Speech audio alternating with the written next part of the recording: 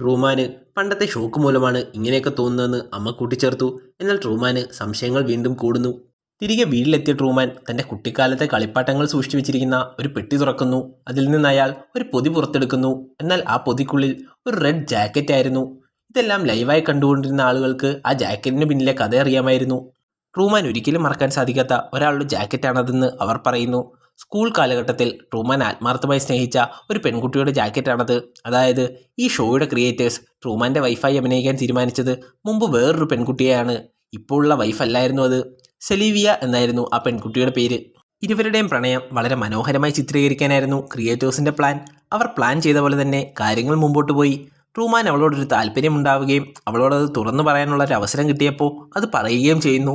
ഇതെല്ലാം സ്ക്രിപ്റ്റിലുള്ള പോലെ തന്നെ സംഭവിച്ചു. എന്നാൽ സിലീവി എന്ന പെൺകുട്ടിക്ക് ട്രൂമാനോട് ആത്മാർത്ഥ പ്രണയം ഉണ്ടാവുകയും ട്രൂമാനെ ഇങ്ങനെ നരയിപ്പിക്കുന്നത് തടയണമെന്നും തീരുമാനിക്കുന്നു. അതിനാൽ തന്നെ ട്രൂമാനെ കൊണ്ട് ഈ ഐലൻഡിൽ നിന്ന് രക്ഷപ്പെട്ട് പുറത്തെവിടെയെങ്കിലും പോയി സുഖമായി ജീവിക്കണമെന്ന് അവൾ ആഗ്രഹിക്കുന്നു. രക്ഷപ്പെടാനായി ട്രൂമാനെ കൊണ്ട് ബീച്ച് വരെ സിലീവി എത്തുന്നു. എന്നാൽ അവിടെ നിന്ന് രക്ഷപ്പെടാൻ സിലീവിയയ്ക്ക് സാധിക്കുന്നില്ല. ഉടൻ തന്നെ ഷോയുടെ ക്രിയേറ്റേഴ്സ് സിലീവിയുടെ അച്ഛനാണെന്ന് പറഞ്ഞ് ഒരാളെ അങ്ങോട്ടേക്ക് പറഞ്ഞു വിടുന്നു. സിലീവിയയ്ക്ക് സുഖമില്ലാത്ത ആളാണെന്നും പറഞ്ഞ് അയാൾ ബലമായി സിലീവിയെ കാറിൽ പിടിച്ച് വലിച്ചു കയറ്റിക്കൊണ്ടുപോകുന്നു. സിലീവിയെ ഫിജി ഐലൻഡിലേക്കാണ് കൊണ്ടുപോകുന്നതെന്നും അയാൾ പറയുന്നുണ്ട്.